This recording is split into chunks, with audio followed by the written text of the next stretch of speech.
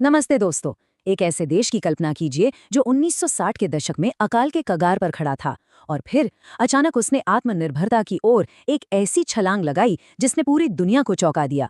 आज के इस एक्सप्लेनर में हम बात कर रहे हैं भारत की हरित क्रांति की। एग्जाम्स की तैयारी कर रहे छात्रों और जिज्ञासु लर्नर्स के लिए ये एक बहुत ही शानदार स्टडी गाइड होने वाली है, क्योंकि हम इस ऐतिहासिक सफर के हर एक पहलू को डिकोड करने वाले हैं।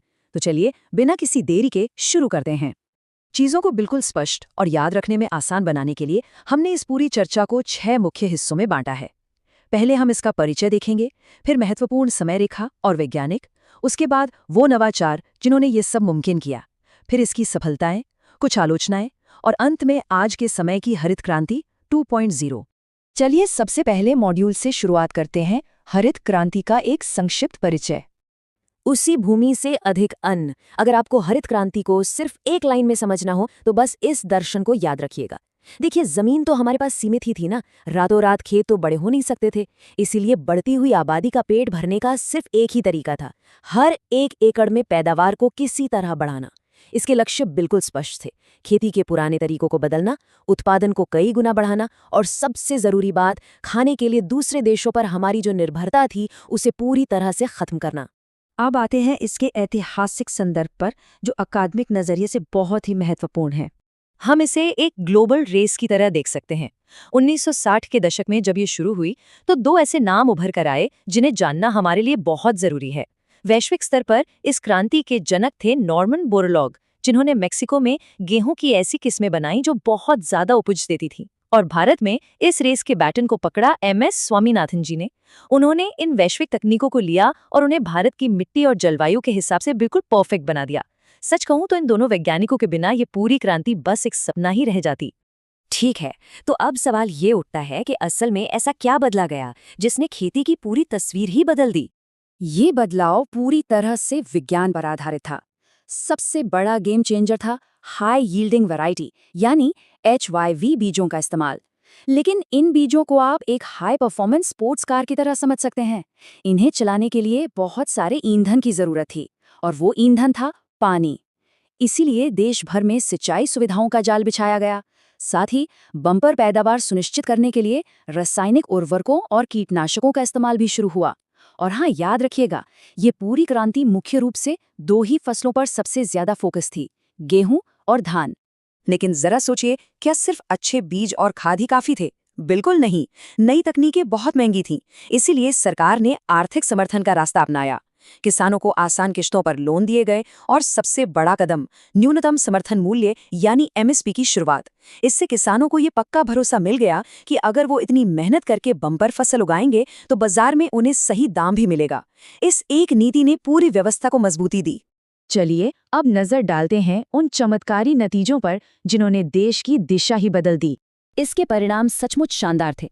देश में खाद्यान्न का उत्पादन इस कदर बढ़ा कि जो भारत कभी विदेशी मदद के भरोसे रहता था, वो अब पूरी तरह से खाद्य सुरक्षा में आत्मनिर्भर बन चुका था। ये हमारे लिए बहुत गर्व का क्षण था। जिन किसानों ने इन नई तकनीकों को अपनाया, उनकी आय में जबरदस्त उछाल आया। खेती से जुड़े नए नए रोजगार पैदा हुए और पूरे देश में सिंचाई और मंडियों का एक बहुत ही मजबूत बुनियादी ढांचा खड़ा हो गया। लेकिन किसी भी ऐतिहासिक घटना को पूरी तरह समझने के लिए हमें उसके दोनों पहलुओं को निष्पक्ष रूप से देखना चाहिए। अब बात करते हैं इसकी कुछ आलोचनाओं की। अगर हम उपलब्धियों और कमियों को आमने सामने रखें तो एक बहुत ही स्पष्ट तस्वीर सामने आती है। हाँ, आत्मनिर्भरता और आय में वृद्धि जरूर हुई, लेकिन इसका फायदा पूरे देश को एक समान नहीं मिला। इसकी सबसे बड़ी आलोचना यही है कि ये क्रांति मुख्य रूप से पंजाब, हरियाणा और पश्चिमी उत्तर प्रदेश तक ही सीमित रह गई। देश के बाकी हिस्सों तक विकास की ये लहर उतनी तेजी से नहीं पहुंच पाई, जिससे भारी क्षेत्रीय असमानताएं पैदा हो गईं। और शायद इसका सबसे चिंताजनक पहलू रहा हमारा पर्यावरण।